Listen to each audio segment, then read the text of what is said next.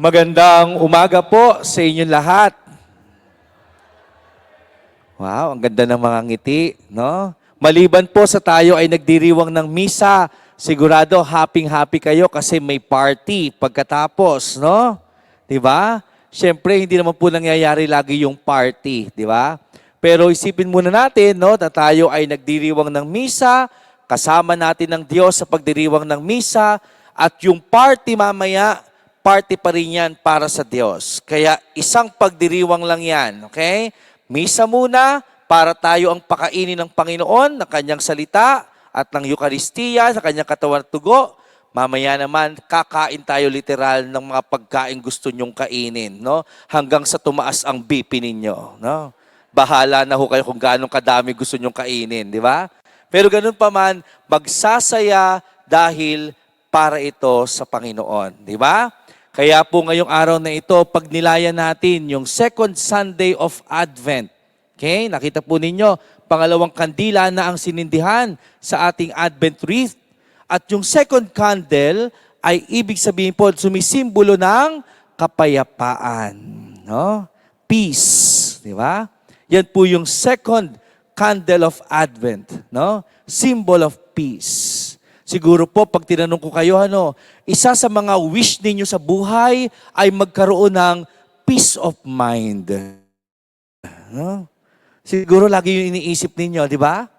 Ay, totoo naman. Sa panahon ngayon, parang yan ang kinakailangan nating lahat, no?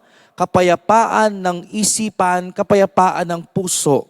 Kahit po, sunod-sunod yung gulo na ating nababalitaan, no? Last Sunday, di ba? First Sunday of Advent. Kauna-unahang linggo sa bagong kalendaryo ng simbahan. Anong bungad na balita?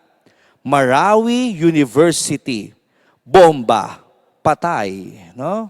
Imagine, nagsisimba lang. Merong Catholic Mass doon sa gymnasium ng University of Marawi yata yan, no? Yung pangalan. No? Nagsisimba lang sila.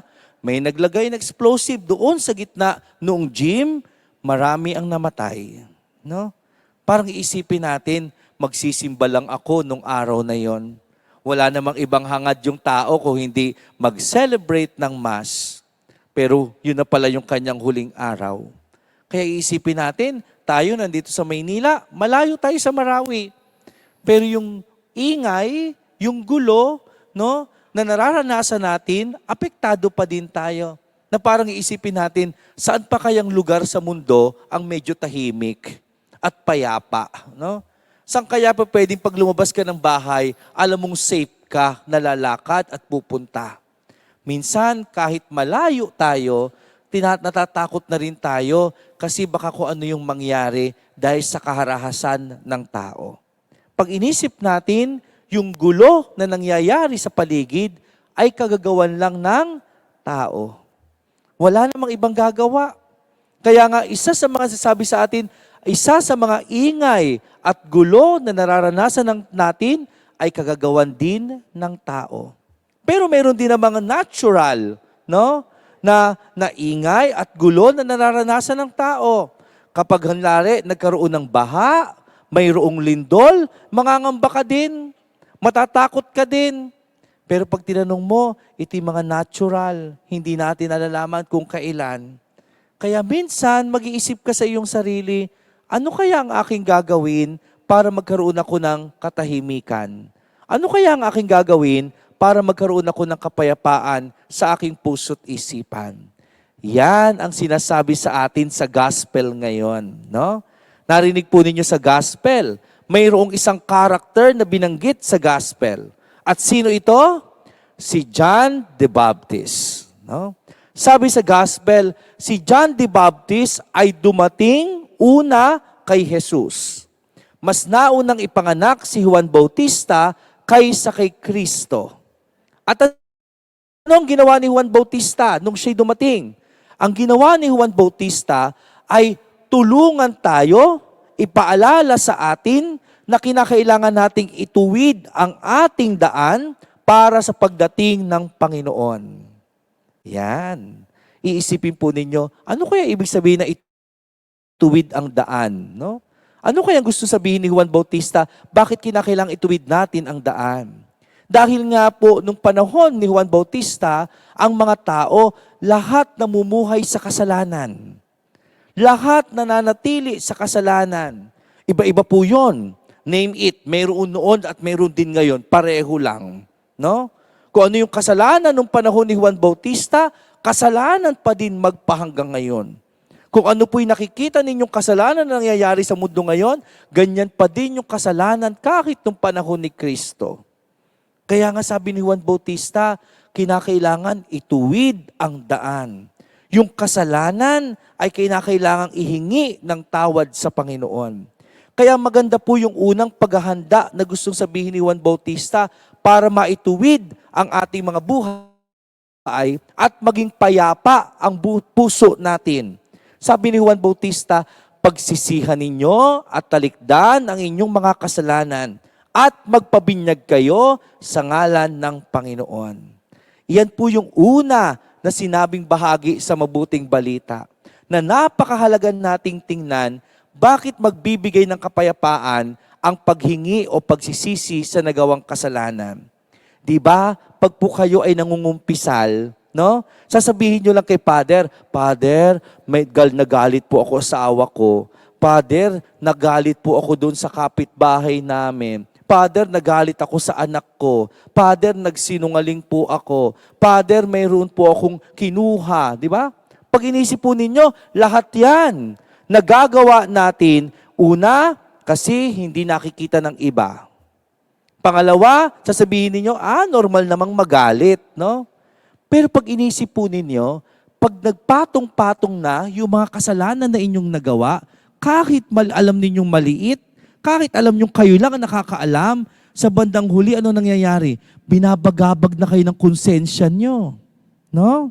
Yung tipo bang lahat na lang ng tao sa paligid mo, kaaway mo na. No? Yung tipong wala ka nang makausap ng maayos kasi ayaw ka nang pansinin. Tapos makukonsensya ka na. At sasabihin mo, bakit parang wala na akong kaibigan? No? Tapos magugulo na yung isip mo. Iiyak ka na lang sa isang sulok, no? May pa-walling-walling ka pa, no? Mga ganyan, no? O kaya yung iyak mo, yung isang mata lang ang lumuluha, no? 'Di ba? May iiyak ka na lang. Sasabihin mo sa sarili mo, parang nag-iisa na lang ako. At malulungkot ka na. At sasabihin mo, parang nawawalan na ng kapayapaan ng aking buhay. Sa maliit na kasalanan, pag madami at paulit-ulit, makikita ninyo, unti-unti nagugulo na ang buhay natin. Kaya sasabihin sa atin ni Juan Bautista, pagsisihan mo ang iyong nagawang pagkakasala. Hindi ka naman nagkakasala lang sa kapwa mo. Nagkakasala ka din sa Diyos. At bakit tayo nakakagawa ng maraming kasalanan na paulit-ulit? Kasi hindi na natin nararamdaman ang Diyos sa dami ng kasalanan na ating nagagawa. Kaya po, papansinin ninyo ang inyong mga sarili ngayon. Madami pa ba kayong kasalanan na nakatago sa inyong buhay? Kasi kapag marami ka pang kasalanan na nakatago sa puso mo, sigurado, guguluhin ka lang niyan at walang magagawang mabuti yan sa iyong buhay. Diba? Pansinin po ninyo, para mga bagahe lang po yan. No?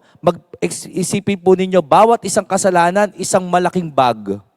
Gumawa ka ng 10 kasalanan, may bit-bit kang 10 bag. Kaya mo pa bang buhatin? Di ba sasabihin mo, nakakapagod, no? Ang bigat na, di ba? Ganon din ang kasalanan. Damihan mo ng damihan para ka nagbubuhat ng mabibigat na bag at napapagod ka din. So para hindi ka mapagod, ano dapat gawin? Ha? Ano dapat gawin para hindi ka mapagod? Bitawan mo, no? Iwanan mo. Alisin mo sa pagkakahawak. Huwag mong hawakan yung mga mabibigat na kasalanan na yan. Bitawan mo yung mga kasalanan na yan para gumaan ang iyong buhay. Magiging payapa ang buhay mo kapag yung mga mabibigat sa iyong puso ay unti-unti mong binibitawan. Dahil sa paraan na ikaw ay nagsisisi sa iyong nagawang kasalanan. Pangalawa, anong sabi sa gospel? Sabi doon sa gospel, si Juan Bautista ay nagsusuot lang ng camel's hair, no? Ang pagkain niya ay pulot-pukyutan at balang, no? At sabi niya gano'n, hindi daw siya karapat-dapat na magtanggal ng tali ng pangyapak ng susunod sa kanya. Parang sinasabi lang ni Juan Bautista, isa din sa magbibigay ng kapayapaan sa buhay natin, yung pagiging mapagpakumbaba at simpleng buhay. Minsan, no, pag ganito mga panahon, pagkapaskuhan, no, katulad niyan, Christmas party! Diyos ko po, ang burloloy nyo sa katawan, napakadami. Gusto nyo lang maging maganda, no? Kahit napakadami nyo ng nakakolorete na isusuot, maging maganda lang kayo, no? Pero sasabihin ninyo, yung kasimplihan ng buhay, mas nagiging mas simple, mas nagiging magaan ang buhay. Di ba? Hindi naman natin kinakailangan mag-pretend, no? Sa ating kapwa na, uy, may party kami. Dapat mas mukha akong kagalang-galang. Hindi. Yung simpleng buhay, mas madaming taong tumatanggap sa atin. Kapag tayo nagiging mayabang, mas maraming mga taong ayaw sa atin. Di ba? Pag mapagkumbaba tayo, pag alam natin sa puso natin, marunong tayong magpakumbaba, mas maraming lumalapit sa atin para mahalin tayo. Kasi kaya tayong abutin. Kasi alam nila, simple na, mapagpakumbaba pa, alam mo sa sarili mo na itong taong ito madaling lapitan, madaling makausap, madaling kaibiganin. Pero kapag yung isang tao, ang yabang-yabang, parang ang taas-taas ng tingin sa sarili, hindi malapitan, makita mo nagpa-party ando sa sulok, walang lumalapit. No? At sasabihin mo, bakit parang ganon? Wala yata akong kaibigan. Pero kapag simple ka, payak ang iyong pinapakita, totoo ka sa iyong sarili, may pagpapakumbaba, na sasabihin mo, wala akong dapat ipagyabang, sasabihin mo lang sa iyong sarili at sa harap ng Diyos, Panginoon, lahat naman ng meron ako ay sa iyo. Bakit ko naman kinakailangan maging mayabang sa harap ng aking kapwa? Maging simple sa harap ng aking kapwa, mas nagiging payapa ang ating kalooban. 'Di ba? Mas maganda nga yung simple lang, walang masyadong iniisip, no? Yung gusto, magarbo ang buhay, mas marami namumblema, no? Sabi nga po nung isang kilalang mayaman, sabing ganon, alam nyo, hindi pera ang magpapasaya sa iyo at magbibigay sa iyo ng kapayapaan sa buhay. Kahit na walang pera masyado, basta mayroon kang pangtutusto sa araw-araw, simple at payak na buhay, mas masaya yung buhay. Yung mga naghahangad ng mas marami, naghahangad ng mas malaki, minsan yung pa yung medyo komplikado, yung kanilang mga gustong mangyari sa buhay. Kaya yung kapayapaan din ng buhay, makikita rin yan sa kasimplihan at kapayakan ng ating buhay. Pagiging mapagpakumbaba. At gustong ipakita yan ni Juan Bautista sa atin. Yung dalawang ito ay maaaring daan para ihanda natin ang ating sarili bago sumapit ang Kapaskuhan. Magsisi at magbalik loob sa Diyos.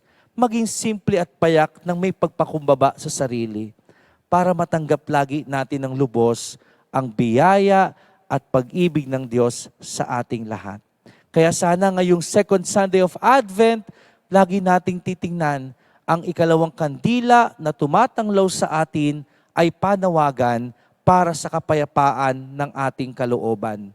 Hangarin nating lahat yan, magkaroon ng kapayapaan sa puso at isip, dulot ng pag-ibig ng Diyos sa atin. Amen. God is good all the time. Thank you for joining us today. View our past broadcasts on our Facebook page, St. Peter Community, and subscribe our YouTube channel. Like, share, and hit the bell.